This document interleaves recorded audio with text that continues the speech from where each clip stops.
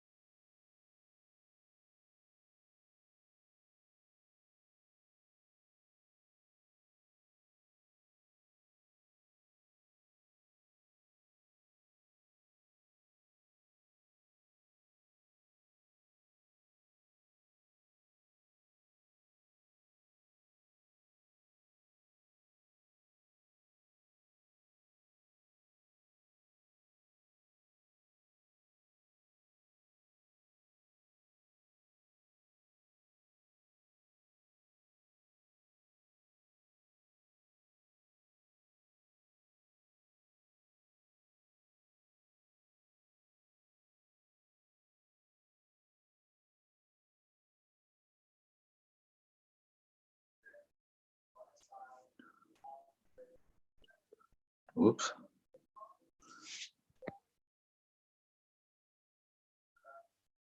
Man, what happened?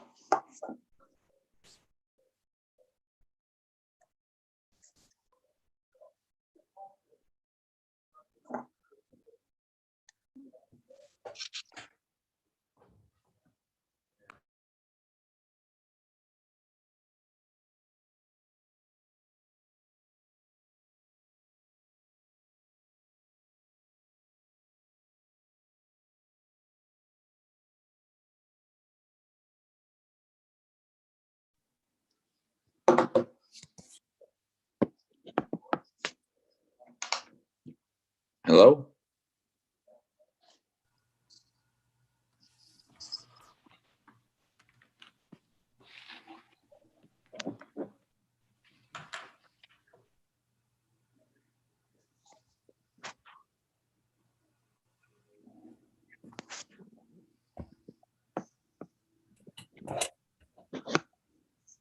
Can you hear me?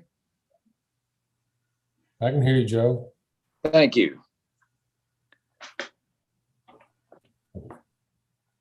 I just noticed my picture got awful dark.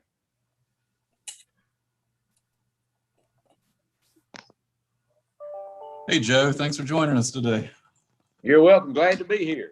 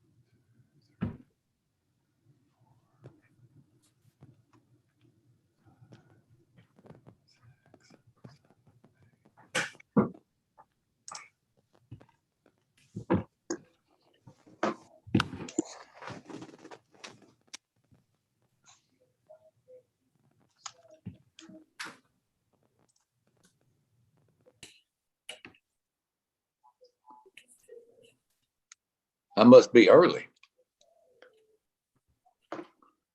Getting ready to get started. I think I see we have a few people joining. Just give it another minute. I think we should get up to a quorum then.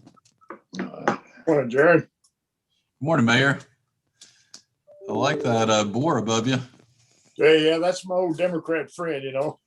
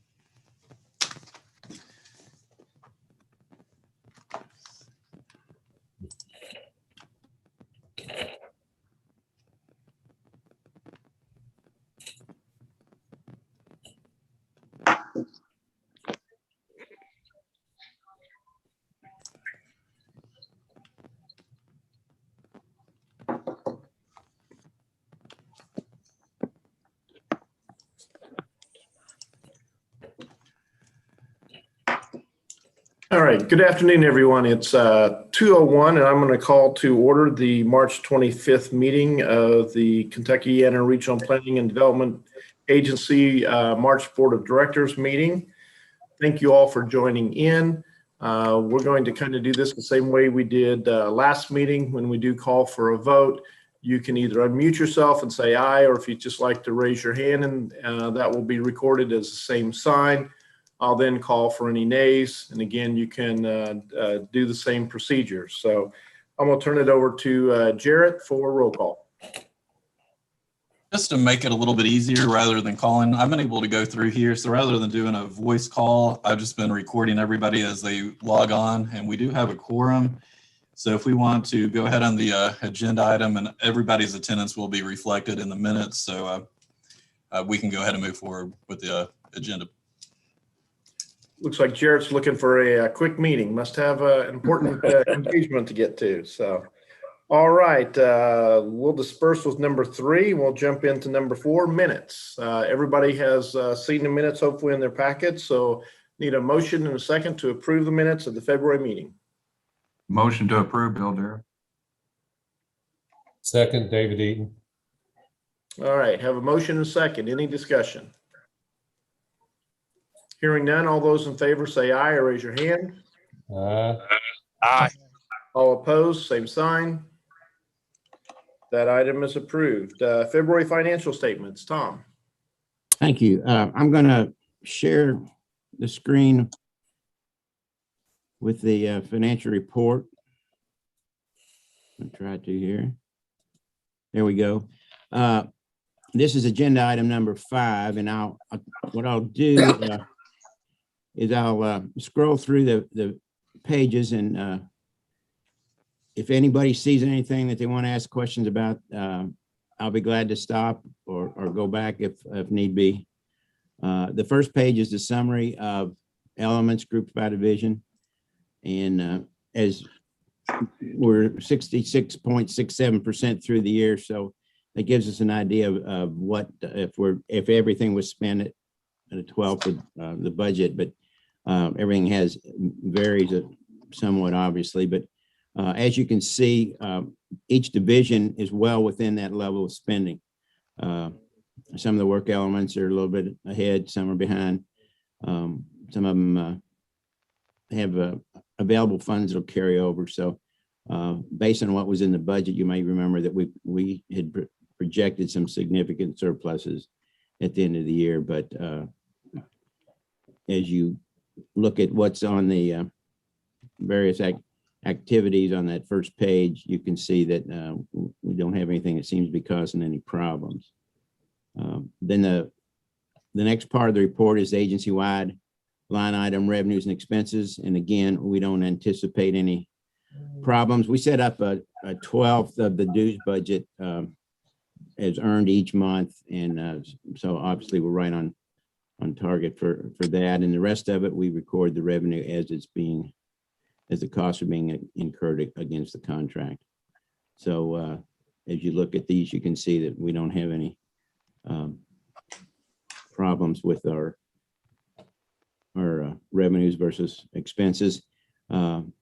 Within social services, some of those revenues are showing 100% expended, and that's because the state has told us to go ahead and bill for the state funds first, and for the majority of the CARES funds are being billed as we go in there, as we've used the CARE funds in social services for meals.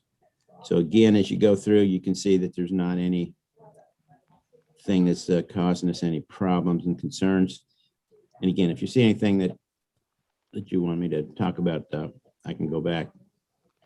And then on our expenses, again, we don't see anything that causes us any concerns. On the agency wide, for the insurance, we pay that.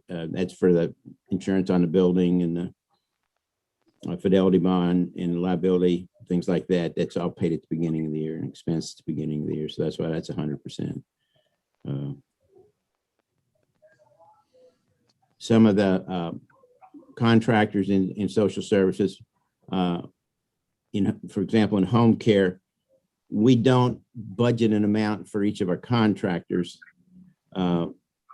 We enter into contracts with our home care contractors based on a unit of service, and then we pay them for what services are ordered by our case managers. And so what we do is we set aside an amount of money for home care contractors, and then at the end of the month, we're showing, for example, on expenses here for the 600-0110 at the bottom of the page there, we're showing that we've got 100% spent, but we've got more money that's available to be used for home care. That's shown in a lump sum. So we're showing 100%. It's not really that we won't have any more activity there. So as we go through again, here's some more home care that's showing 100%.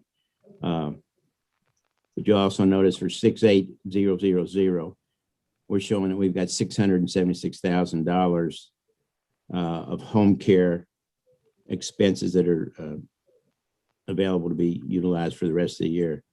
And those, as we incur them, we'll take the money out of that line and put it against the contractors. But we keep on top of that, so if we don't expect any problems there. So once again, it shows we don't expect any problems. We've got a considerable amount of money that was unallocated, as we talked about what's in the budget previously. So the balance sheet shows we're in a sound financial position. And I'll be glad to answer any questions anyone might have. Hey, Tom, you're saying the home care people have already spent their allocation for the year? No, we're saying that each with some of our contracts, we'll say we're going to spend maybe $100,000 with one of the vendors for maybe in a Title III program. But for home care, because we order the services, we have a contract for a home care provider that we're going to pay X amount per service provided based on what we order. And rather than trying to allocate amongst those, because we don't know at the beginning of the year how much will be ordered, the client gets to choose which of our contractors are used. So if we go back and look at, let's see here. Right there. Yeah. So we started out with quite a bit more in that 68,000 number. And then as we've utilized those funds down below, like we spent $105,000 with Tri-County, 378. So just for convenience, we're showing that that's how much we've spent, and we've taken that much out of what was the beginning amount in the 6,800 or 68,000 amount. So we still got $676,000 available, and there's no contract max, but our case managers know how much money we have, and we don't overcommit. So you're saying look at that as all those numbers as a totality, counting the home care, not as individuals. Right. Okay. Then the other question was, how's the van pool doing? It's still, I think we're starting to get some vans coming back online, but it's still way behind what it's been. We've historically purchased vans each year, and we didn't buy any last year, and we don't anticipate buying any this year.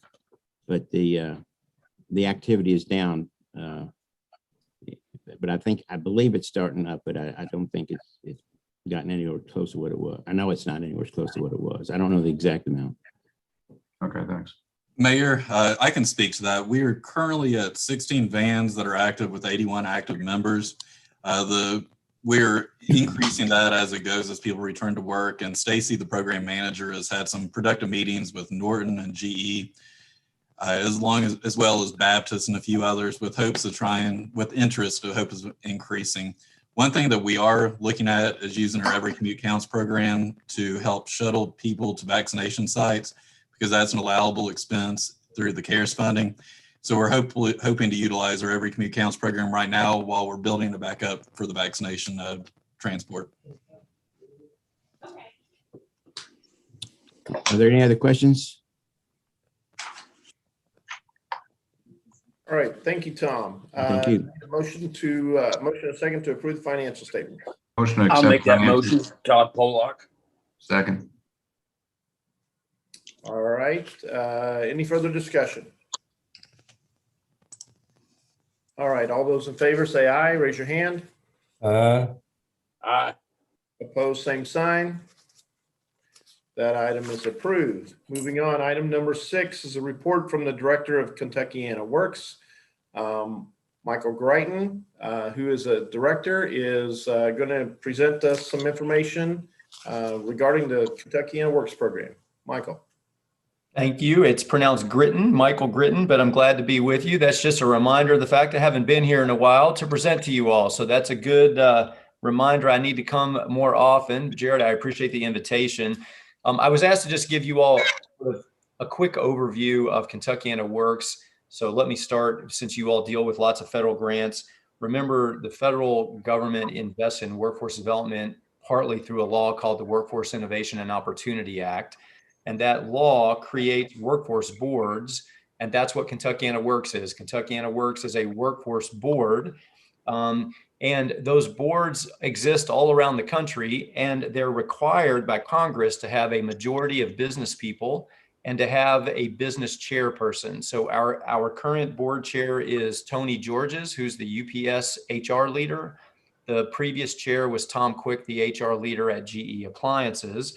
But that board also is required to have membership from higher education and from community-based organizations. So President Ty Handy from JCTC, Marty Polio from JCPS are on the board.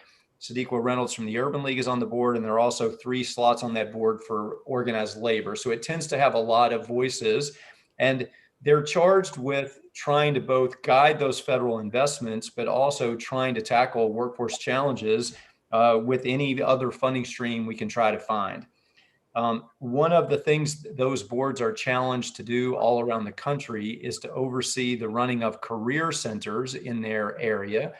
So if any of you have seen the Kentucky Career Center at 6th and Cedar Street, or the one at the NIA Center in West Louisville, we have staff at the Hope Center in Henry County. We are in Shelby County, I think 3 days a week, and we have a new physical location in Bullitt County as well. So we provide in those career centers totally free help to anybody who needs it, who is looking for a job, got laid off and trying to find a new job, hoping to pursue some sort of job training opportunity, wanting labor market information about what jobs are going to grow, what fields are growing, et cetera, et cetera. One of the challenges we have, I should have said this in the beginning, Kentuckiana Works has about a $12 million annual budget. And in years past, about half of that money comes from that federal funding stream called the Workforce Innovation and Opportunity Act. Unfortunately, that funding continues to shrink. So 6 years ago, we got $6.3 million out of that fund. And next year, we're projected to get 4.5, which is almost a third less. And yet when Congress reauthorized the law in 2014, they didn't name anything less that they wanted us to do. They named more things they wanted us to do, but they gave us and continue to give us less money to do it. So that is one of the challenges. That the board also oversees job training efforts. So they've identified some fields that we know are growing, where we know short-term training can really make a difference to adults. So we fund a construction training program that the Urban League is running for us called Kentuckiana Builds, which is targeting African Americans and women in particular to try to help them enter the construction field. We are running manufacturing training classes frequently at a career center called the Kentucky Manufacturing Career Center, which is out at the old Naval Ordnance, just down the street from Iroquois High School and Americana Community Center. And we have been running for years a really cutting edge technology training program called Code Louisville, which has now placed almost 600 people into software coding jobs since we started that work back in 2014. Anybody that has a long memory and remembers the one visit that President Obama made to Louisville back in the spring of 2015, he came and made that event about an initiative he had around the country trying to encourage tech training, and gave a big shout out to Code Louisville at that time. And basically the program's been on fire ever since. We're training more than 1,000 people a year and are super proud of the job placement number as well. Because you all are a bi-state group, I want to make sure that you know we signed a bi-state agreement with our colleagues in Southern Indiana a couple of years ago when Ron McCulloch was running that workforce board. We work very closely with Tony Watterson now, and he and I are working to try to become one of the very first bi-state regions recognized by the Department of Labor in the country. Again, that federal law requires us to submit a federal plan, a regional plan. And for the first time, we're going to be submitting a regional plan that isn't me working with regions in Kentucky and him working in regions with Indiana, but his board and my board creating a regional plan mirroring many of the counties in the KIPDA region with one plan for the bi-state MSA, which we're really excited about. One of the challenges that we run into with the shrinking federal funds is that those career centers used to get a lot of foot traffic from adults who were interested in trying to go into a field other than the one that they were in. And we used to be able to offer people job training scholarships in healthcare, in commercial truck driver licenses, in welding, and in other occupations that we've identified as high growth. We have been doing almost none of that job training scholarship work in the last 2 or 3 years because we simply don't have any federal money to make it happen. I'm hopeful that the American Rescue Plan and the new money coming to the city may make that possible. If it doesn't, then we're waiting like everyone else for whatever may come next out of Congress in terms of an infrastructure plan and the potential sort of investment in job training that might ride alongside that. But otherwise, we're planning on the Commonwealth of Kentucky is expecting to get a 10% cut in its federal allocation next year. So we're planning for a cut of about $400,000 to $500,000 on the base. And at some point, you just keep cutting and cutting, and you just don't have enough people to do all the things that the Congress is asking us to do. So that's one of our challenges.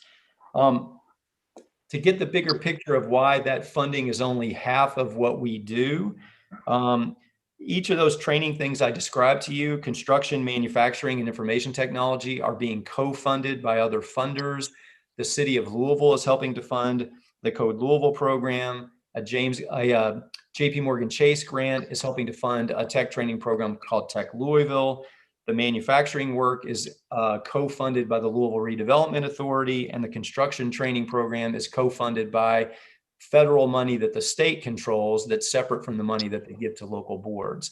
So in each of those cases, we're having to really hustle to try to find other funding streams to make those training classes possible. Otherwise, we would be even doing less than what I just described. Other funding streams that we have always been funded to work with what are called disconnected youth. young people between the ages of 16 and 24 who are not in school and not working. We run the biggest program in the 7 counties. It's called the Kentucky Youth Career Center. In Louisville, it's run for us by JCPS Adult Ed. In the regional counties, it's run for us by Goodwill. Both of those programs have done great work. And the one in Louisville is co-funded by the city of Louisville. And the city of Louisville has also given us money to target court-involved young people in that age group. So I see my colleague Jeff O'Brien here, and I just want to make sure he knows we're really grateful for the amount of additional investment Mayor Fisher and the Metro Council have pointed our way in the last 5 to 10 years. We get 4 times as much from the city today as we got when Mayor Fisher took office back in 2011, which is a big deal. We also get the federal dollars that try to help people get off welfare and get off food stamps. But both of those funding streams are pretty small. Goodwill runs those programs for us. In the last 10 years, they've helped over 3,000 people get off welfare and into real jobs. So it's not like we don't know how to do this work. We do. But it's a challenge when the funding keeps shrinking for some of these programs. Just a couple of other things to mention, and then I'll wrap it up and take questions. We have raised some outside money and for the last 5 years been partnering really closely with Jefferson County Public Schools. They have 16 comprehensive high schools that are not magnet schools. So Manual and Male are magnet schools, but schools like my alma mater, PRP, and Valley and J-Town, those schools are comprehensive high schools. 5 years ago, they moved to try to get all of those schools to be organized under the academy model, where every upperclassman is part of a cohort of kids that are in an academy that's aligned with a sector that's growing in our economy: healthcare, manufacturing, IT, communications, and the media. And I'm happy to report 15 of those 16 comprehensive high schools are now organized totally as academies. They're called the Academies of Louisville. And Kentuckiana Works, along with GLI and JCPS, have helped to recruit over 100 companies to be partners in those individual academies at those individual schools. And so we have been leading the work to convene the community and to have them stay involved in that work. That is connected to one of Mayor Fisher's big priorities, the summer job program we call SummerWorks. It's been a passion project for the mayor since he took office in 2011. We just did the kickoff event last week for SummerWorks 2021. That is funded half by the city and half by private money that I'm lucky enough to raise with the mayor's help. And this year, we hope again to directly place over 1,000 kids and to work with big employers like Kentucky Kingdom and UPS and Kroger to place thousands more kids at those companies. And if you know of any employers who want to help me try to spread the word of anybody that wants to hire kids in Jefferson County, all they have to do is go to the website summerworks.org. There's a button they click on. I'm an employer and I'd like to hire kids, and we've made it as easy as possible for them to be able to hire kids this summer. I see my friend Judge Pollock there. I know he's there. I saw Judge Riley on. I think Judge Eisen is on. My old board member Keith Griffey is on. They know in the regional counties that I keep hounding them that if they can ever find me some money out in those counties, we would love to be doing summer job work in those counties too, but we haven't gotten there yet. But we are working with all those school districts. Part of that outside money we have used to bring a new platform that all the school districts are going to be able to use. And ultimately, I hope they're going to be able to use it on both sides of the river, that can connect kids both to summer job opportunities and to work-based learning opportunities all through the school year. So we'll have more to announce for you as we get that platform up and running. We've used it to underpin the SummerWorks launch, and then we're working with the Shelby County Schools as the first district to implement it as part of how we help their senior class and how we help their work-based learning students in the future. That is a pretty quick tour around the major things that we do at Kentuckiana Works. I can go into detail on any more of those that you would like. I will circle back to the reference to transportation and GE appliances in Norton, Jarrett. We constantly hear the two problems that come up over and over again when our Career Center staff is working with an individual trying to help them get work is transportation and childcare. And I know you all have some potential answers on that transportation thing. So if we need to be working more closely on that, we can certainly circle back about that. But that is a major, major problem that TARC really isn't able to solve for a lot of customers. We've both had problems trying to get people from Louisville to the thriving economy in Bullitt County. We struggle to get people from West Louisville out to some of the manufacturing plants, particularly on the second shift when the bus shuts down before the shifts shut down. So we can have longer conversations about that too. We know that's an issue, but again, I'll stop there just as a quick intro and hope that works as a 30,000-foot view of what we do. Thank you, Michael. Is there anybody has any questions? Michael, you all getting any money from the American Recovery Plan?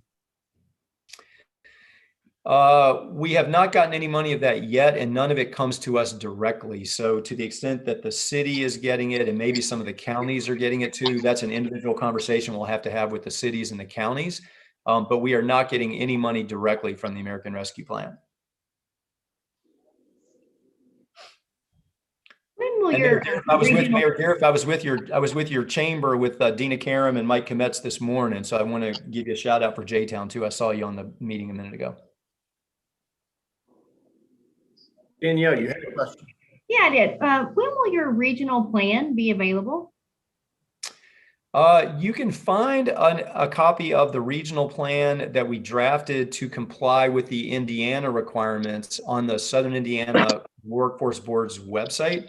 It's up for public comment now, I believe. The guidelines from Kentucky came a little later. We're still working on the draft to make sure we put in anything in that we need to comply with. But I believe the part that we had worked on with Tony in Southern Indiana is already available for public comment. And the other one, I want to say, is going to be available by the end of April, if not before, Danielle. Awesome. Thank you so much. Yep. Well, Michael, thank you for joining. It's great to have you back, and hopefully we'll have you back again soon. But we would certainly welcome some conversations with you and see if we can help address some of those transportation needs. Let's make a point of doing that as a follow-up, Jarrett. That's great. Thank you all for hosting me. And again, hello to all my county judge friends out there and to Mayor Dariff and others that I know well. So thank you. Thank you. Thank you, Michael. Moving on to item number 7, marketing, branding, and website contracts. Danielle. Good afternoon. KIPDA is requesting to enter into contract with Field Trip to create a marketing and branding guide to improve our outreach and communication efforts, and to amend our contract with Tanner West to perform website updates.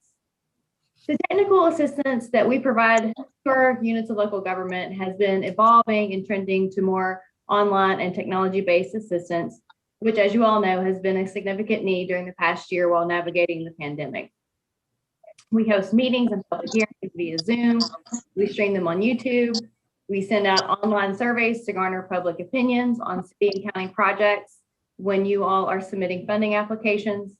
We inform the public of services such as healthcare and meal assistance. We advertise funding cycles. We offer interactive tools to view and display data, such as the KIPDA Online Resource Center. We advertise RFPs and RFQs and public hearings for our units of local government. We post online surveys and feedback maps during regional plan updates, such as the MTP and SEDS. And all of these technical assistance tools are posted on our website and our various social media sites. The transition to online platforms has been very successful. We've had increased participation in meetings and more public response via surveys, online maps, and social media. In fact, 2 of our land and water conservation applications for Spencer and Shelby counties received a combined 235 public comments. That's the largest we've seen on any grant application. The Metropolitan Transportation Plan update received 209 survey responses and 800 online map comments. And the Active Transportation Plan has received 500 survey responses to date. Again, the largest public response we've seen on such updates. The Social Services Division has seen increased participation across multiple programs by utilizing online communication. The most recent success is the registration of over 450 people to receive the COVID vaccine. All that being said, that we would like to continue to better improve our online presence and our communications across all of our platforms to better serve our units of local government and our communities. The one-time expense is $35,000 in total and will be split across the SEDS, Transportation, and Social Services divisions, with a total cost to each division of approximately $11,700. The marketing and branding guide contract will be just under $30,000, and the website contract will be for $5,000. We met with 3 firms, Field Trip, Durham, and VIA, for the marketing and branding guide. All quotes were similar in price, but Field Trip had the most impressive proposal and clear understanding of KIPDA and the types of services that we provide. We're currently under contract with Tanner West for hosting and maintaining our website, but we would need to amend that contract to update the website to be in alignment with our new outreach materials. Board approval is requested for KIPDA's executive director to enter into contract with Field Trip for the marketing and branding guide and to amend our contract with Tanner West to update the website. If you have any questions related to funding, I'd be happy to answer those questions. We also have the owner of Field Trip, Jane Pfeiffer, is on the meeting today too. She can answer any questions about that process. Okay, any questions for Danielle or Jane? Yeah, this is Mayor Black. How y'all doing? Good, how are you? What is KIPDA's brand? We're trying to find out. Yeah, everybody's talking about branding in these days and times. I just wonder what your brand was. Mayor, that really is kind of the importance behind this. I know I've worked here for 16 years of my life and still trying to figure out exactly what KIPDA does because we have never really been able to properly articulate that. We're going to be 50 years old. And those are not the numbers that we're seeing. Judge Vogel, you need to be on mute. They said 13% are being sent back. So he wasn't pressed on that when he said, once again, as Jen said.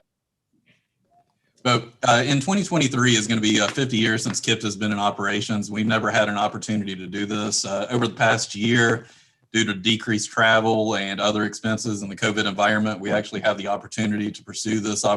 And I think it's a wonderful opportunity for the outreach and also trying to show the relevance of the agency. As Judge Riley and Mayor Deeriff can speak to, being on the KCADD board, we also have a business development looking at social services where we're trying to engage with health plans to offer and administer health care transition programs. So this is also kind of helping us lead in that direction. So it's all just this one-time expense, and we have the opportunity to do it. It has received funder approval. So we think this time to strike while the iron is hot, essentially. Okay, any other questions for Danielle? Would you entertain a motion to approve the contract change and authorize the executive director to sign that? That's the item I'm going to be looking for, yes. I'll second that motion. Todd Pollock. All right, have a motion and a second. Any further discussion? I'm going to propose that Mayor John Black become the marketing face of KIPDA. I'll create your brand for you. I already know what it will be. It will be good. All right. As long as he doesn't run a train through it. We have a motion and a second on the item. All those in favor say aye. Aye. Aye. Opposed, same sign. That item is approved. FY 2022 Transit Planning Funds. Amanda. Thank you, Chairman. This is agenda item 8, and the relevant resolution that goes with this item starts on page 30 in your meeting packet. Our division, the Division of Transportation, intends to apply for fiscal year 22 Federal Transit Administration Section 5303 funds for our normal MPO operations in fiscal year 22. The application for these funds is due on April 1st to the Kentucky Transportation Cabinet Office of Transportation Delivery, and our application will include 3 line items. First, $250,000 federal to be matched by $62,500 local KIPDA funds, again for our typical MPO transit planning activities, and then 2 additional TARC planning studies that this board has previously approved. Those will continue on in fiscal year 22. And that's $100,000 federal with $25,000 TARC match for their fleet electrification study, and $125,000 federal with $31,250, again, TARC match for their mobility as a service study. So board action is requested for our executive director to apply for these funds for fiscal year 22. and to ultimately enter into an agreement to receive those funds. I'd be glad to take any questions. North Korea testing ballistic missiles. Any questions for Amanda? All Todd right. Pollock, I'll make that motion. Thank you, Todd. How about a second? Second, Judge Ice. All right, have motion and a second. Any further discussion? All those in favor say aye. Raise your hand. Aye. Aye. Opposed, same sign. That item is approved. Danielle, back to you for other funding availability opportunities. Yes, so just a reminder, I know we mentioned this last board meeting, but just a reminder that Land and Water Conservation Fund and the Rec Trails Program, those application windows are now open and they close May 31st. So if you're interested in those, please reach out to me as soon as possible so we can help develop those applications for you. Additionally, I just found out that the community development block grant window opens April 1st, and we actually have until September 1st to apply. That's the longest application window I've seen. But we would need to get started on those again sooner rather than later. So if you're interested, and this is a traditional community development block grants for public facilities, economic development, community facilities. So please reach out and we can get those started and start getting those developed. Just a reminder, the community development block grant CV applications for utility assistance that we're working on with all of you, that does not prevent you from applying for the traditional CDBG grants. Since it's a services-based emergency funding program, it does not, you are still eligible to apply for another community development block grant for this cycle. And I will be again in communication with you all on that front as well. So again, if you're interested in any of these grant assistance on any of these programs, please reach out to the said division as soon as possible, or you can fill out our grant intake form on the website as well. That's it. All right, thank you, Danielle. Item number 10, Resilient Kentuckiana, Jenna. Hi, everyone. My name is Jenna Graham. I am KIPDA's Economic Resiliency Planner, and my position was made possible through additional CARES Act funding through the EDA to help Kentuckiana respond to the pandemic. So I'm going to go ahead and share my screen, and we're going to walk you through the website that the said division has put together. Oh, that's not it. I apologize. There it is. That's not it either. Sorry, my computer is having difficulty sharing the screen I want.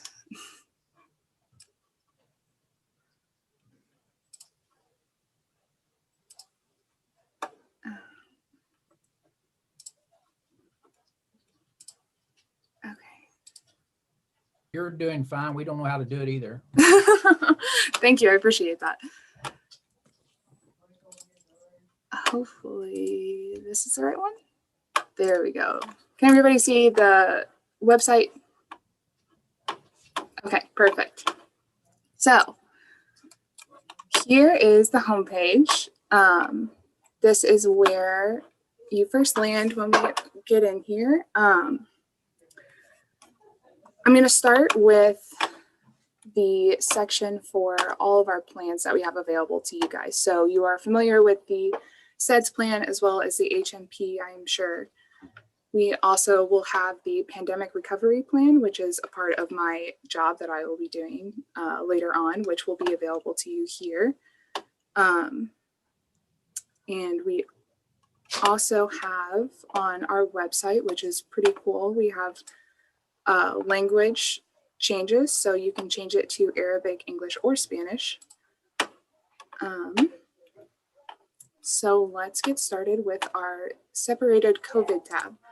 So like the rest of the website, we have this tab separated into community resources, business resources, and local government resources. So under our community COVID resources, we have our community needs assessment survey. So here, we can send community members to take a survey to let us know what impacted them since COVID and how we can support them in this time of need, as well as other resources to them for healthcare. So on this page, we have links to Louisville Metro's COVID-19 page, as well as the CDC's things that that you need to know about COVID. We also have the COVID-19 hotline, Team Kentucky, and some other vaccine information, as well as just what the current vaccines that are available to our region and the COVID-19 testing. We also have health insurance assistance, as well as specifically Louisville Metro Resource Center, which, as you can see, these are all links that you can click on. We have so many different links on this website that are all very helpful. We also have this dashboard that you can filter into your specific county and your region and see where there are testing sites and where there are vaccine sites. The caveat to this is that we do not have the CVS or Walgreens listed on here. So we have those links down here for testing and vaccine locations for Walgreens and CVS. So if you scroll back up, past all of these wonderful resources that we have put together, we can go to the utility assistance. So this is specifically for COVID-19. We have, of course, the CDBG CV utility relief that we have been talking about extensively. And we also have the LIHEAP program, which a lot of our members are already familiar with as well. And we have this broken down additionally by county. So there's specifically Jefferson County, and then we also have each county down here with a list of the utility assistance that is available to them. So next, we can move on to COVID-19 business resources. So additionally, we also have a business needs assessment survey. This is similar to the community needs assessment survey. Same setup. Take it, and there's a submit button down here, which will then lead you to another landing page on the site. That's just going to show us how businesses were affected during COVID-19 and how we can help them as well, and how we can then pass that on to you to help them. Then we have this page where we talk about updating social distancing. That's just helpful for businesses and being prepared for if something like this were to happen again, and building resiliency as we are trying to do with this website in general. We also have financial opportunities for them. And there's a couple pages that are similar to this page for not only COVID relief, but also for regular funding that is available all the time, and also for local governments that have funding for that as well. So we also have COVID local government resources. Currently, we only have the government needs assessment survey on there right now. Same deal here. We would love for our local government officials to take this and let us know what you guys are in need of after COVID-19. So moving on from that, we have our whole separate part of the website is this will be here even after COVID-19. So our plan for this website is to continue this after this pandemic and help build resiliency in the region. So our first item I want to highlight is the food assistance page. So here you can see, you can highlight in the region where food pantries and food banks are. So you can select specifically Bullitt County and look and see, okay, I have 4 food pantries open on Wednesday, and this is where I can go to get food for that day. And it's pretty awesome. Right now, we're having some technical difficulties with the app that we're using, and they're working on that. So as soon as that is up, you will be able to use it. We also have it broken down in this tab here by each county. And then we also have a section for specifically meals for seniors. So these are numbers that you can call for both Multipurpose Community Action Agency, Tri-County Community Action Agency, and also the Senior Nutrition Program in Louisville Metro. So similar to the COVID healthcare page, we also have a regular healthcare assistance page. So this is just healthcare resources that are open typically, not just because of COVID. And these are very helpful for people who are in need of this type of help.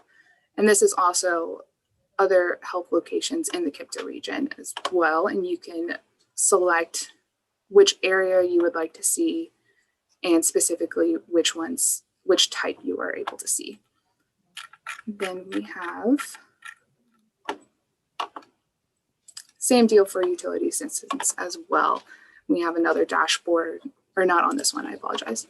So we have the LIHEAP program per usual and the Kentucky Housing Corporation program. So those you can go to and send your community members there if they are in need.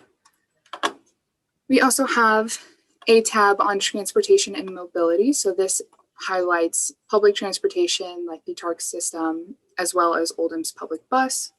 And we also have a section for private transportation. So this will help you navigate. Are they wheelchair accessible? Is it for older adults? Also from disabilities. So you can really pare down exactly what you need in this section. Then we have, moving on to business assistance. So this is one of those pages I was talking about that looks similar.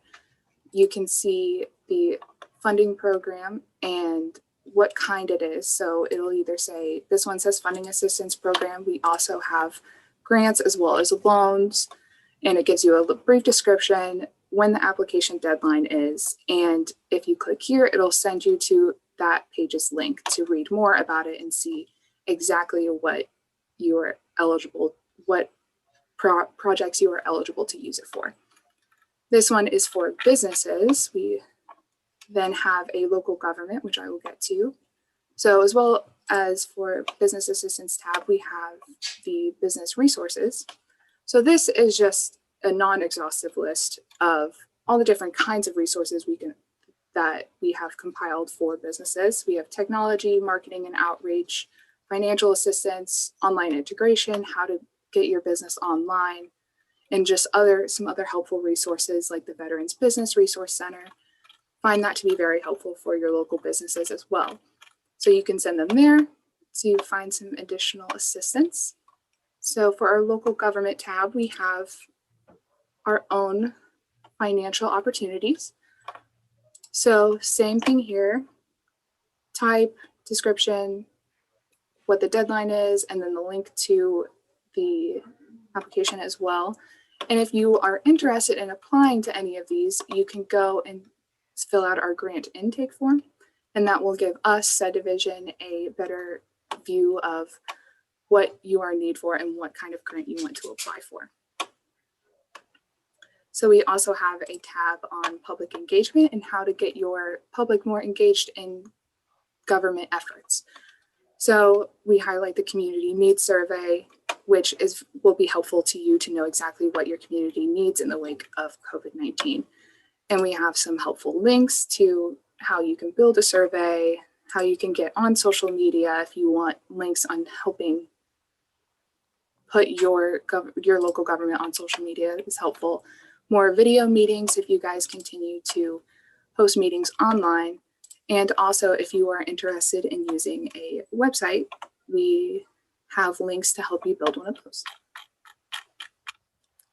So next, our last tab here is training. So this is where we're going to keep an updated list of additional trainings available to you. So these websites here offer a host of different trainings, and we will continue to update that. I have on a few pages, we have when this was last updated. So you can always check that to see if there's anything new. And you are welcome to contact us as well if you have any questions about the site, if you have any questions about grants or funding, or any of these community resources that we've laid out for you. I am available for any questions, and I will be reaching out to you guys here soon to talk about the pandemic recovery plan that I'll be working on. So I can't wait to hear from you guys. Thank you. A whole lot of information presented there for us. I know I may have been too quick to digest it all, but is there any questions for Jenna? When do you think that the ability to use the American Recovery Plan money, when is that expected to roll out, and what's going to be the restrictions and the limitations on how that money will be spent eventually? I think I'm going to let Danielle take this one. Hey, Mayor, we were actually, I think Mayor Durham is actually going to speak to that, correct, Jared? It yeah. is correct, Danielle. Yeah. Yes. Okay, that's what I thought. All right. Well, I can Quick wait. answer is 60 days. You'll get your first half done, but I'll go into the rest of it here in a bit. All right. Any other questions for Danielle or for Jenna? All righty. Moving on. Thank you all. Thank you, Jenna. Thank you. And now we'll move on to social services. Jessica Elkin. Hi, everyone. Good afternoon. Great job, SEDS team. I can't even follow that, but I'm going to try. That is a fantastic website that we all are very excited about. So I'm going to spend a little time with you this afternoon walking through a PowerPoint of our area plan. So I'm going to share my screen with everyone.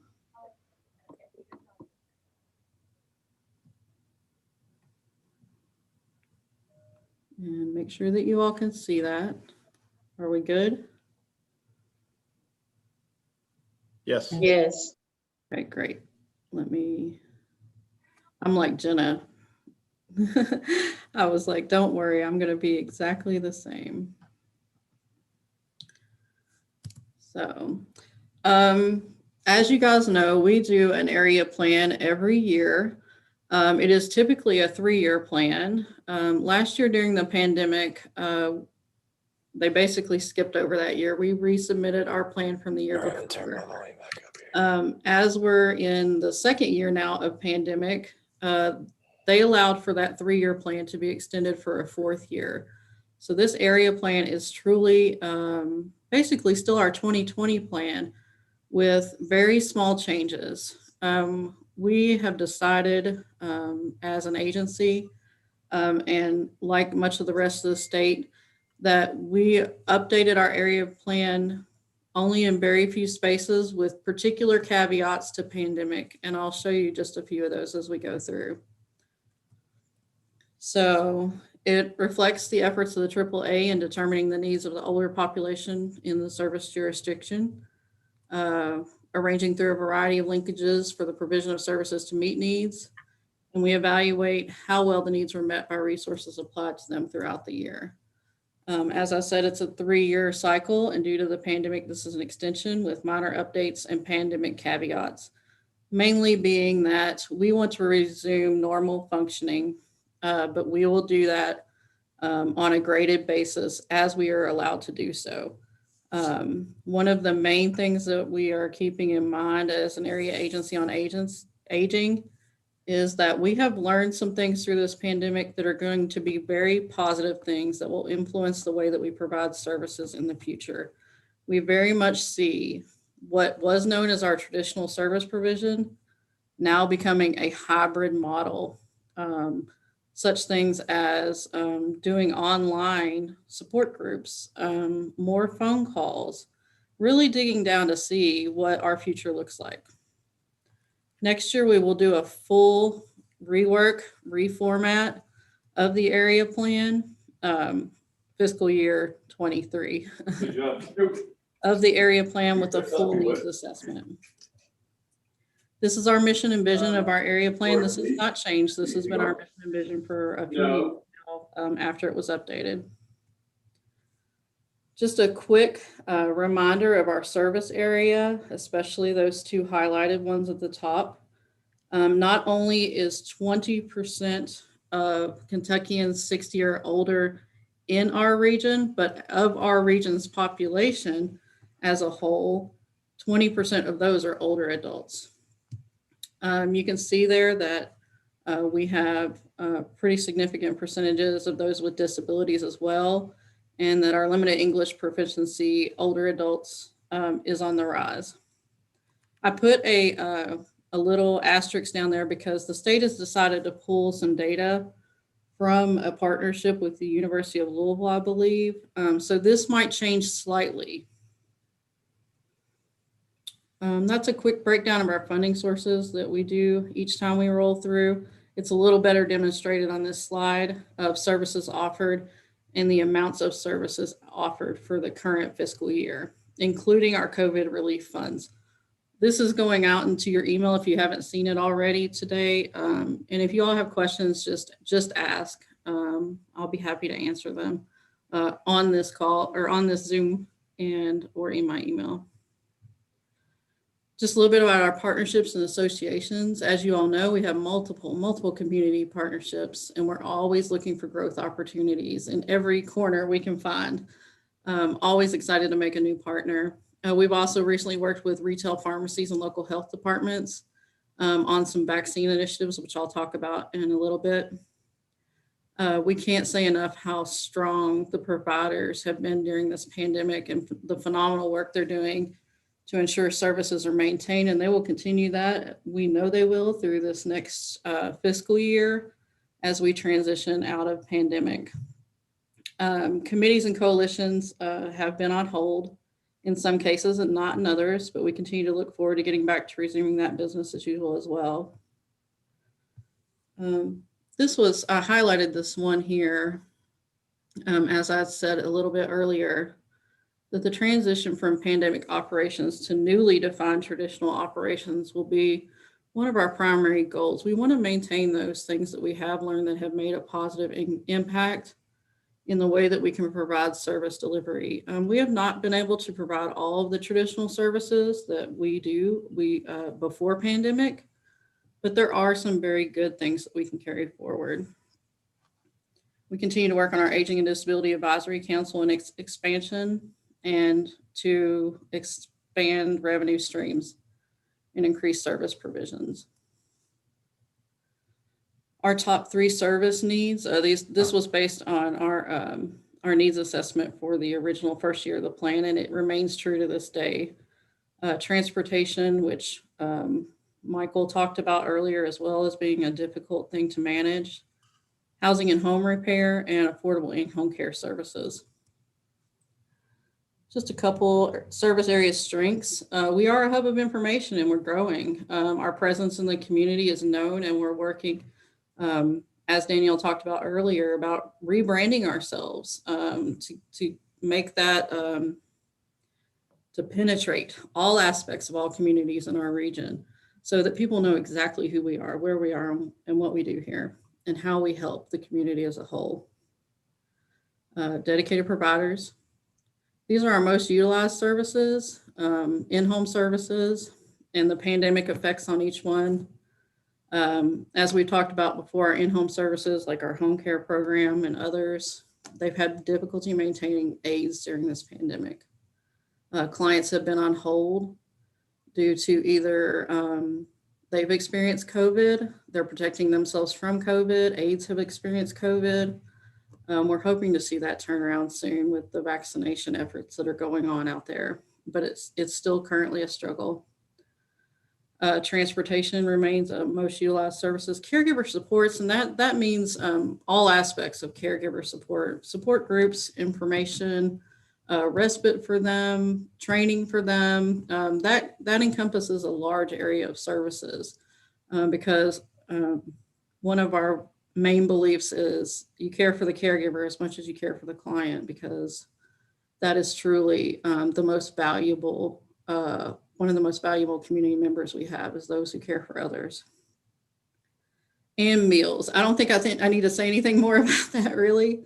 But as you all know, we have an increased need and want for services, meal services due to the shelter-in-place standards from COVID-19. And our governor is dedicated to making sure that that happens. We are getting some information and working on some plans about scaling that back a little bit, but we're not hanging our hat anywhere because things can turn on a dime right now, as you all know. We'll continue to do our outreach and expansion, participate, collaborate, outreach, distribution, and partnership. This one I highlighted about the senior centers because I think that's very important as we begin to reopen them. As you all know, they've been closed since March of 2020. And as I said, we're hopeful that that turns around soon. But we have been contacting those clients. Our providers have been working to make sure that information gets out there on a regular basis, that someone is touching base with those clients that are not coming to the senior centers. And there are still people picking up meals. Doing that as well. In fact, Jarrett and I have an opportunity tomorrow to go and do some appreciation with some volunteers at the meal site tomorrow, handing out meals, showing those volunteers, those staff members, and the staff members on site and the staff members in the office, how much they're appreciated for everything they've been doing out there. So we're looking forward to that. This one, financial management and fund development goals. As always, we're going to advocate for increased funding in areas of need.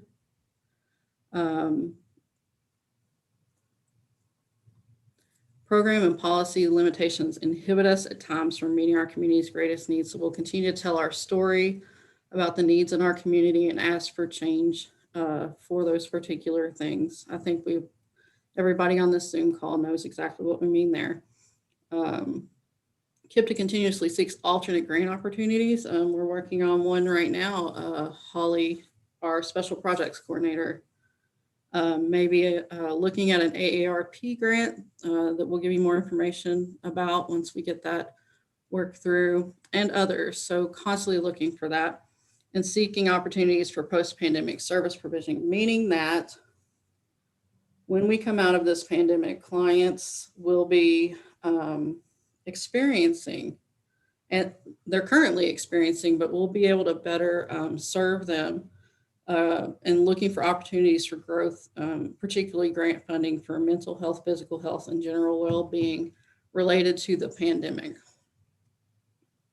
These are our general goals and our plans. These remain the same from year to year, but to empower, inform, provide access so people can remain in their own homes, and then they can stay active and healthy. We want to ensure that their rights are maintained and prevent abuse, neglect, and exploitation, and maintain effective and responsive management. Pandemic has surely been our greatest challenge thus far. I think we can agree. Let's work together to redefine services in an amazing way and not forget the innovative practices we learned over the past year. Requesting an action item for today. The full area plan will be sent to you by email. I have a few more details I have to work out to make it look exactly right by the end of the day, the business day tomorrow. Any questions or comments, you can send them to me or give me a call. That plan is sent to Dale in draft form until they approve it, so they may ask for revisions from us. It'll be posted to our website after Dale approves it. So I'm requesting approval for the board chairman, the executive director, and the required KIPDA staff here to sign the draft area plan prior to sending it to Dale. Thank you, Jessica. Any questions? All right, need a motion and a second to authorize signature of that plan, please. Motion. Second. Thank you, All right. thank you. Any further questions? Discussion? Hearing none. All those in favor say aye, raise your hand. Aye. Aye. Opposed, same sign. All right, Jessica, that item is approved. Moving on, item 12, Walmart credit card. It's me again. I told you all you're going to spend some time with me this afternoon. Thank you for that last approval. I'm asking for one more. So we have a Kentucky caregiver program that we do here, as well as a national caregiver program. Over the course of the pandemic, we do what we call vouchers, and they were paper vouchers that we sent out to clients to reimburse at local stores that we had agreements with, primarily Burlington, Shaheen's. Grandparents would go to those stores with the vouchers and be able to purchase much needed supplies for their grandchildren that they are caring for. We have one solid program, Kentucky Caregiver, that's completely dedicated to that, and our national caregiver program, which is primarily for those caring for older adults, has a certain percentage where we're allowed to use that for grandparents as well. So KIPDA, Department of Social Services, is requesting an authorization. We've gone from that paper voucher system and worked very hard. Thank you to the staff here that worked on this particular project. We have created a system where we're using Walmart. And in order to do that, the grandparents go out on that website and they create what they call a wish list on that website. It's kind of like a cart. They send it to us, and then we can purchase those items after reviewing them to make sure they meet all the program guidelines. One of the other things we may have to do as well is there will be some grandparents that are unable to complete that process for whatever reason. We don't anticipate a ton of them. But in order to do both sides of that, we may have to go to the store eventually.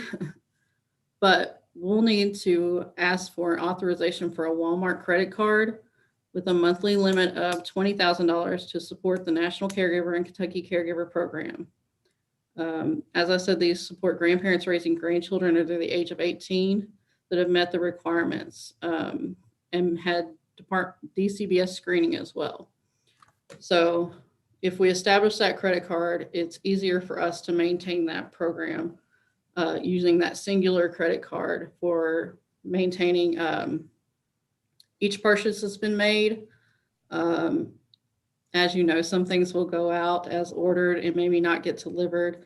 It's going to help us maintain a one-stop shop for that particular program as we walk through invoicing and pushing through to be paid. So we're asking for approval of a Walmart credit card.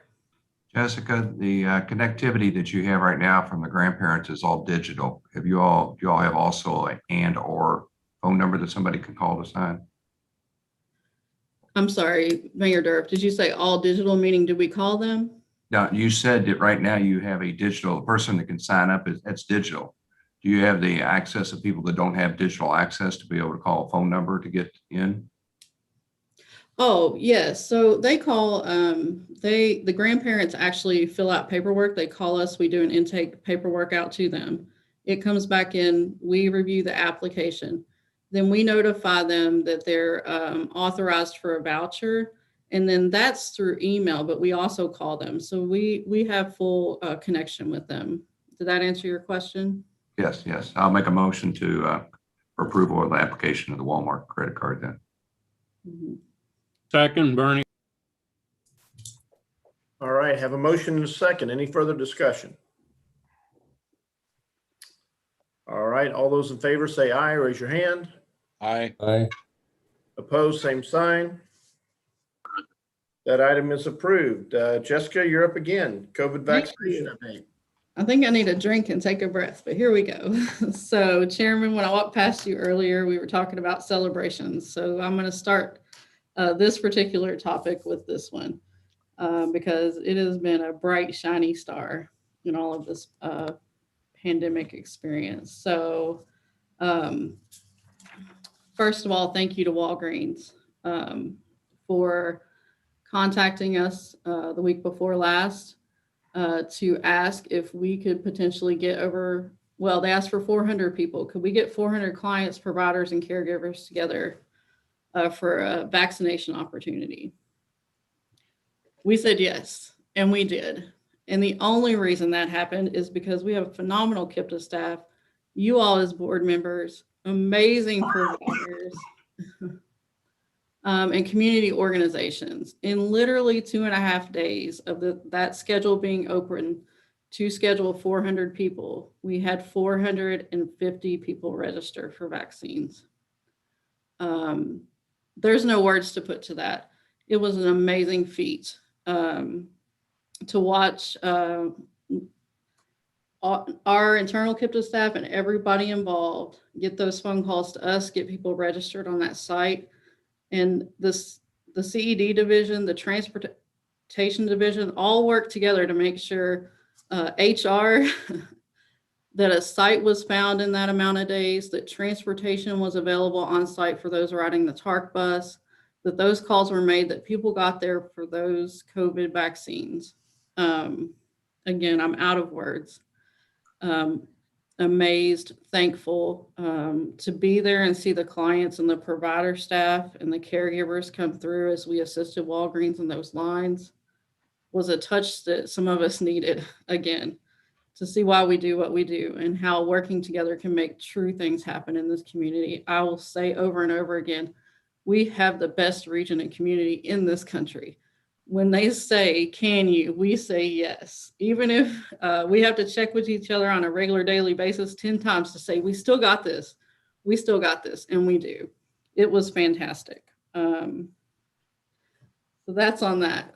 There are some other things going on with COVID vaccines. Thank you again to everybody for that. We are working on getting the homebound clients that we've identified vaccinated through local health departments.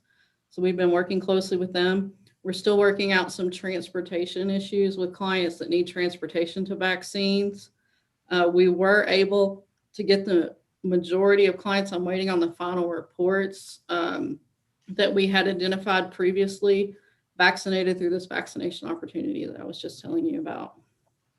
The Resilient Kentucky website is a fantastic resource. I'm so impressed with that website. I'm so happy that you all had that opportunity to do that. That is the most amazing thing.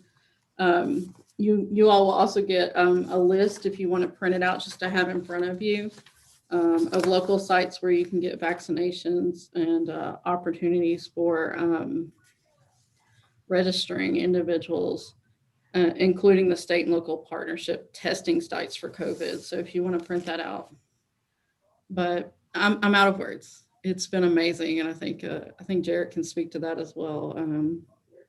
A gift. It was a gift from Walgreens, an amazing present to see this community come together to get those clients vaccinated and that provider staff vaccinated. So thank you. And just to speak on Jessica, we're really excited. When Walgreens reached out, they asked for a site in Jefferson County. That's how the site was in Jefferson. We had spoke to them on site and asked if there'd be future opportunities because we're hoping to get out in the outer counties. And they said potentially down the line. So hopefully we will have that opportunity. And if so, I'll be reaching out to you all to locate a site, and hopefully we can do that out in your all's communities as well. But it really was a successful event. As Jessica said, it was across the agency. Everybody in the CD division volunteered that day to be out assisting. Amanda and ECC, Stacy Burton, were able to get access to under the Every Commute Counts ban. So we were able to shuttle people from the TARC site to the vaccination site. And even Adam Forsyth and GIS found cones for us to set up. So it really was a group effort put together. So we really were proud of how it was. And thank you all for assisting and getting people registered. All right, any questions for Jessica? All right, moving on. Item number 14, purchase of a server. Jennifer. Good afternoon. Today I would like to get approval to purchase a new server. This is part of our normal replacement cycle. The cost for the server and software, will not exceed $8,700. We plan to purchase off of a government price contract, and there is money in the budget to cover the cost. If there are no questions, I'm requesting board approval to make this purchase. Motion to approve. Second, Mayor Black. Cheapest item I've heard today, and I'm for it. All right, any further questions of Jennifer? Hearing none, all those in favor say aye. Aye. Aye. Opposed, same sign. Looks like you get to purchase a new server. Thank you. All right, item 15, moving into legislative matters. We'll start with Kentucky. Mayor Deriff. All right, with that, all the news today starting off good. I will start off good, kind of go to the dark, and then come back to the good. So everybody's ready for the good part is House Bill 95. The governor has signed it. It was the bill that took insulin down to $30 a pop. So that's a great thing that's going on because insulin is not a cheap thing all the way around for those that need it. That is something that's a must. So that was a good thing. Gas bill, as I told last time, it was talked about, heard in committee, but made it no farther. We were hoping to get it into the The revenue bill, it never made it, so it's pretty much dead, because I think if it actually gets put in later next week, it probably won't move very far. As far as signed, CERS, House Bill 9, the CERS was just a cleanup bill, and we are totally separated from the other retirement systems, and we're ready to go with board and everything else. So that's great news, and that has been signed by the governor. Now, on the other side, the governor, for some reason, we can't understand as of yet.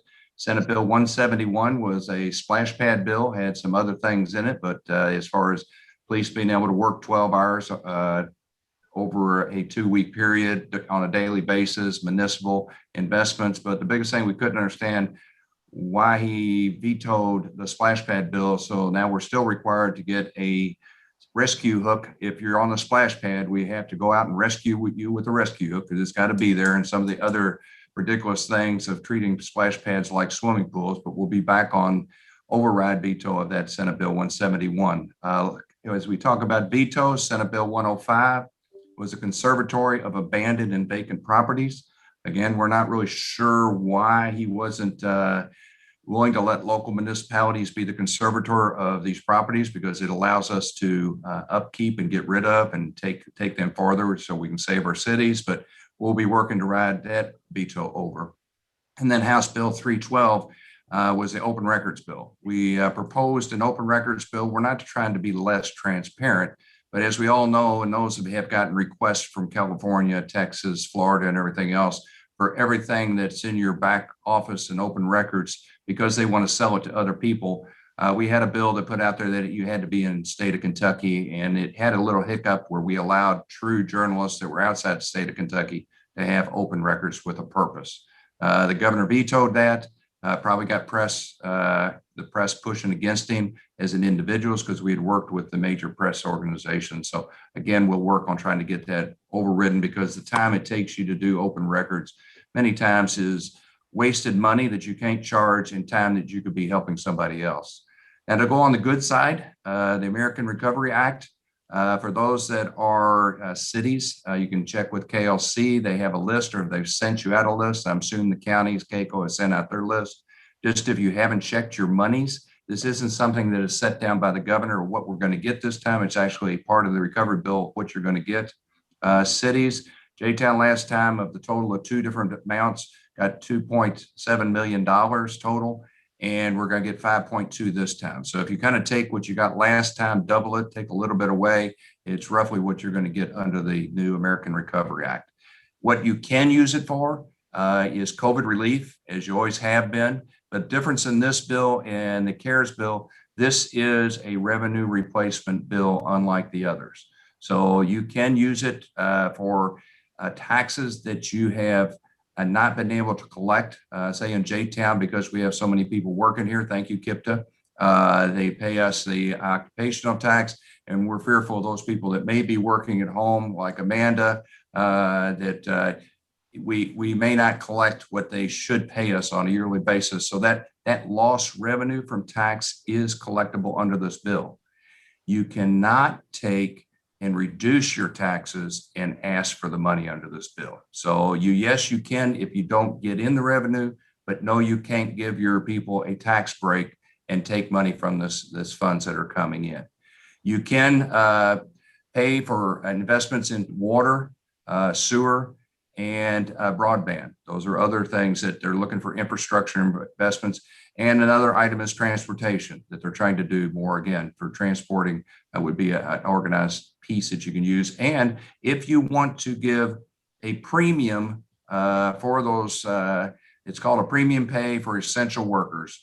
Not sure how many people are going to do this, because we have helped everybody along as we went through this crisis. You can up to $13 max additional per employee for the essential workers, whether you want to do it at hospital, EMTs, or whatever it may be. You can raise and give them a bonus of $13 extra during this time frame and pay it for them. You cannot, the one thing that's somewhat unclear, and it's not really discussed too much, is the pension. I believe, and this is just my belief, because JD and I discussed this and try to figure out where we should be on it. The conversation is you can't spend it on pension. But our belief is what they mean is the states can't bail themselves out on their amount they're supposed to pay into their pension from the budget. but cities who have pension as a benefit and have to pay on the salaries that they have to pay in, we're thinking that that is part of the compensation that you can recover under this act. That is not clear yet. That has not been interpreted. And many of these things we got right now have not come to absolute, but it pretty much is going to be a recovery. To John Mayor Black's point, they're looking to have the funds to you all in 60 days. And then that will be about half the funds. And then 12 months from that time of receiving the funds, if you expended the funds, they'll have the second half. You have up to 2024 to use them. And during that time period, there'll be reporting periods where you have to report how you spent them.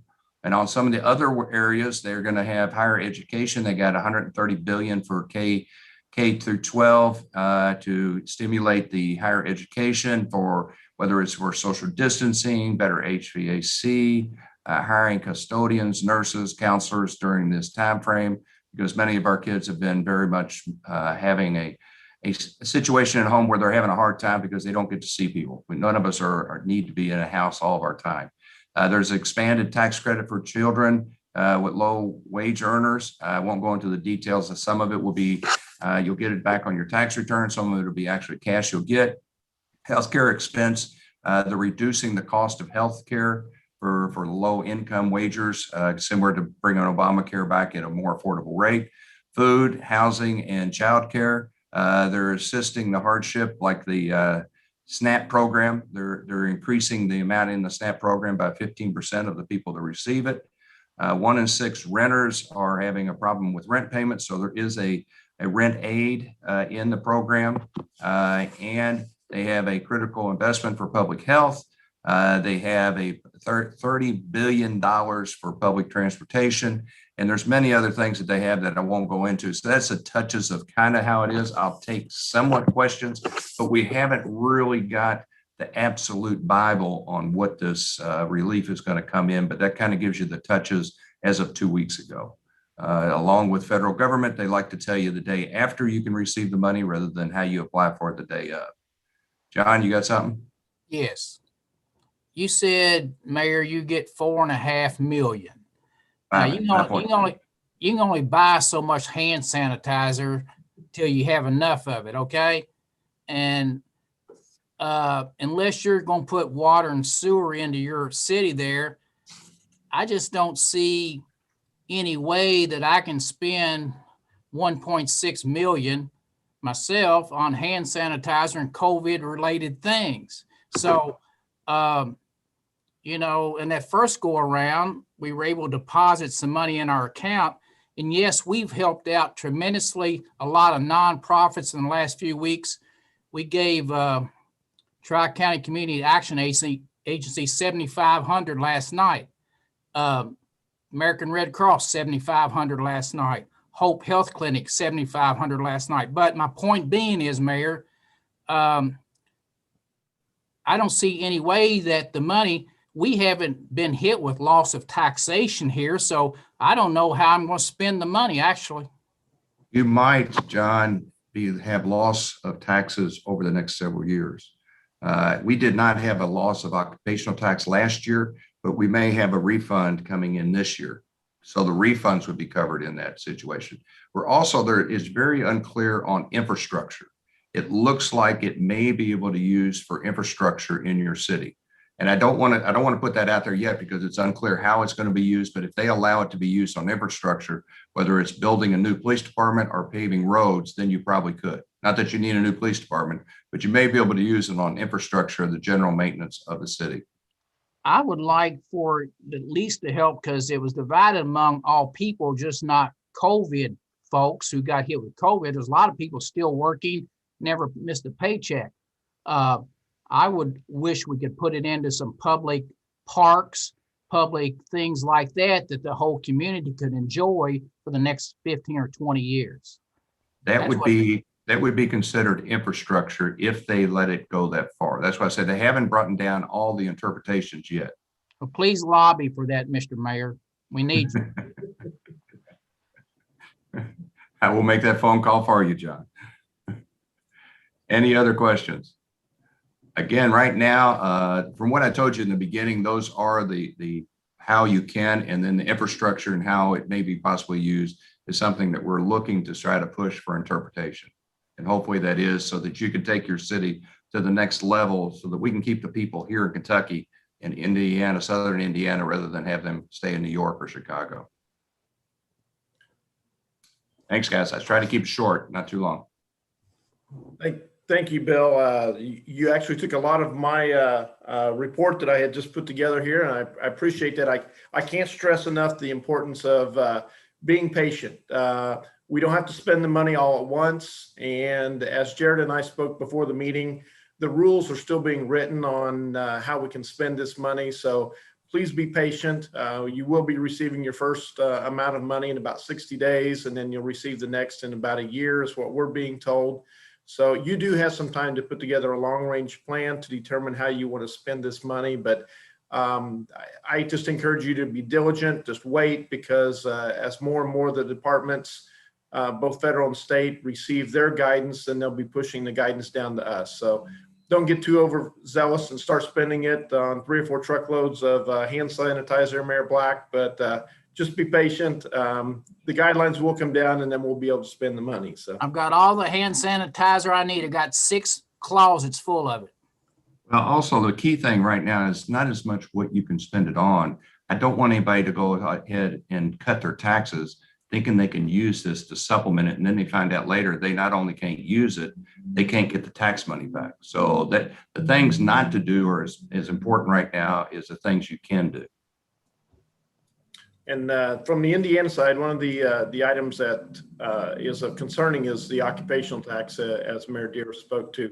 Ours is on a delayed cycle, so they take the previous 2 years and it's put into a weighted formula. So we may not actually see any impact from COVID until income that would be coming to us in fiscal 22. So by us putting away some of this money now, we can soften that blow for any revenues that we would have lost beginning in 22 and 23. And the nice thing about it is there's a deadline that's out there a couple of years that you have to spend this money. So again, just be patient, be diligent on how you plan to spend this money. And I can't stress putting together a plan as to how to spend the money. Get lots of input. So, all right, a couple of main items coming out of the Indiana legislature. A bill that would define chokeholds with regard to police, when they cannot be used. Also, same bill has opportunities in there for decertifying police officers. When you have a bad apple, it does allow you to take the action necessary to decertify them and get them out of the system. Lots of stuff on the American Rescue Plan. Won't delve on that again. This is a budget year, so we are going a little bit longer in Indiana as we create a 2-year budget. Some interesting bills that would determine how long a governor can institute an emergency situation, allows the legislature to call itself back into session to make sure that the governor is not overstretching or overusing his authority under emergency powers. Some bills regarding annexation, funding that's coming down out of various agencies within the state, how that can and can't be used, whether it gets funneled directly to municipalities or still has to be funneled through the counties. But aside from the American Rescue Plan, those are kind of the highlights of items that are coming down through the legislature. It's an interesting time. You head up to testify to a bill and you may be sitting in a closet where you're the only one, and the closet's only about a 5-by-5 room, but then you're being broadcast into another, into the large Senate chamber or into a committee chamber. So interesting times that we're having to work with as we head to our respective state capitals to testify. So if there's any questions, I'll try to answer those on the Indiana legislature. All righty, moving on then in the agenda. Next item is personnel report. Kelly. Thank you. Not a lot in the month of March. I think next month is going to be different, but really right now we haven't hired anybody And we have 2 positions that are vacant. I have family caregiver on here, but it's actually the Kentucky caregiver. I did it last month. I don't know why I didn't learn, but anyway, it's the Kentucky caregiver program coordinators, full-time. We're in the process of interviewing for that. And then also we have a service advisor, part-time position in social services that's vacant. These job descriptions with salary information are available on our website. And currently we have 80 full-time permanent employees, 4 part-time permanent, and 7 full-time temporary. That concludes my report. Action is requested to approve this, if there are no questions. Any questions of Kelly? All right, need a motion and a second to approve the personnel report. So moved, David Eaton. Second, Bernie. All right, thank you very much. Any further discussion? If not, all those in favor, say aye or raise your hand. Aye. All those opposed, same sign. All right, item 18, intergovernmental reviews. Jarrett. Both items A and B are ready to be taken. They can be taken together. So All right. action is requested. Okay, any questions of Jared on those reviews? All right, I entertain a motion and a second, please. Motion. John Riley. Do I have a second? Second, Todd Pollock. Thank you, Todd. All right, all those in favor say aye. Raise your hand. Aye. Aye. All those opposed, same sign. Thank you very much. Executive Director's Report, Jarrett. Well, first, I just want to welcome Joe Williams. Joe Williams is with the Governor Bashir's office, field representative. So thank you for joining us today, Joe. Do you have anything you'd like to share? Got you on mute right now.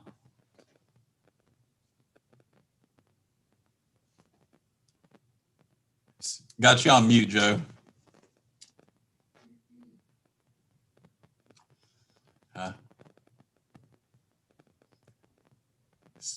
Still on mute.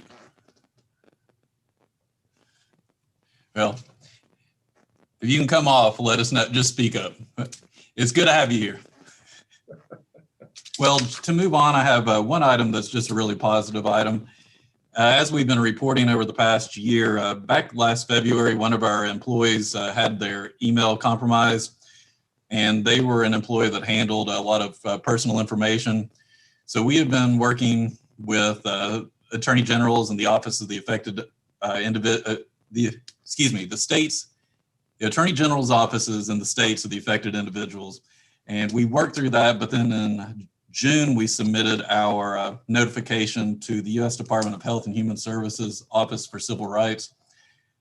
The week between Christmas and New Year's, the Office of Civil Rights got back in touch with us and asked for further clarification.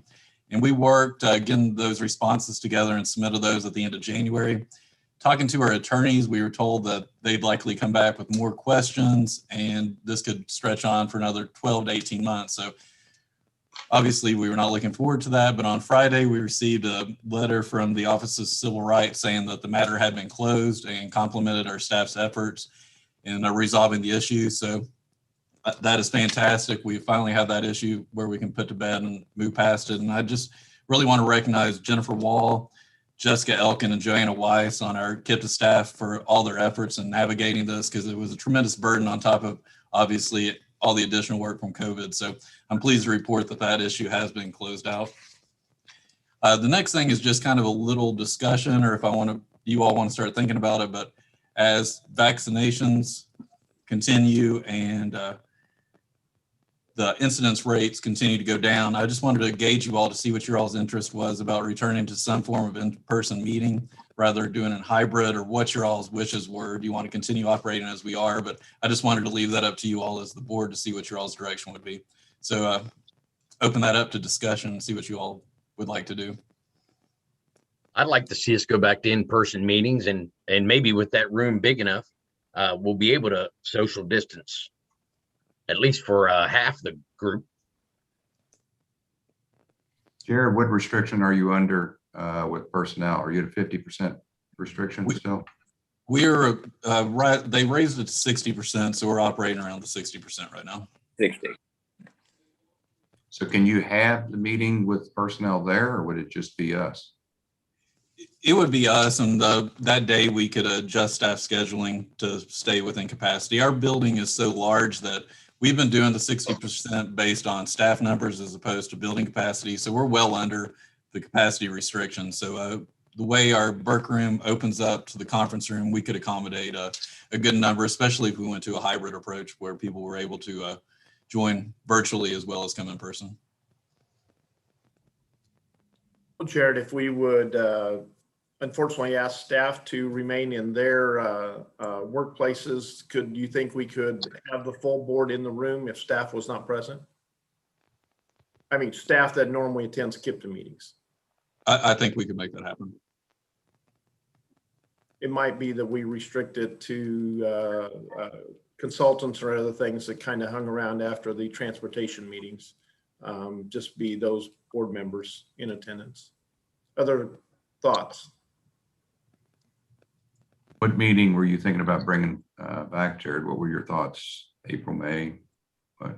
I was thinking maybe if we start looking towards May to give it a little bit more time with the vaccinations, with everybody 18 and over being eligible, give it everybody time to be vaccinated and have that period afterwards. So I think May would be what we'd be looking at. Well, that also gets us the time frame past the spring break. So people will be back, the 2 weeks be passed. So whatever the infection rate would be done and over and everything else.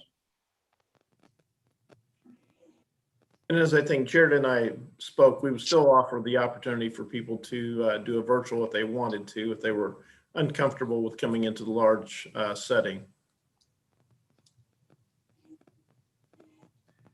Any other thoughts or comments on that? So do we follow the Indiana rule or do we follow the Kentucky rule on this? Well, it might be that you follow the rule of which your chair is from. And if that's the case, That's what I'm thinking, yeah. we can have open meetings. So effective Monday after Easter. Well, if it's the board wish, we can plan on having our board meeting in April virtually and then reassess at that time and see where the incident rate is and what guidance we have from the state and plan on returning to a hybrid form in May if that's still the board's preference. I'll make a recommendation to follow staff recommendation and the executive director's recommendation at this time. Second by Beverly. All right. All those in favor say aye. Raise your hand. Opposed? Since it is a sensitive matter, I'll call opposed twice. Didn't see or hear anybody, so we will look forward to continuing virtual in April, do an assessment, and maybe in full attendance then May. That gives me 30 days to possibly shed some of these extra pounds I have attained by way of virtual meetings. So anything else to come before the board at this time? If I could just announce next month's meetings real quick. We have the municipal clerks, which will meet April 7th at noon.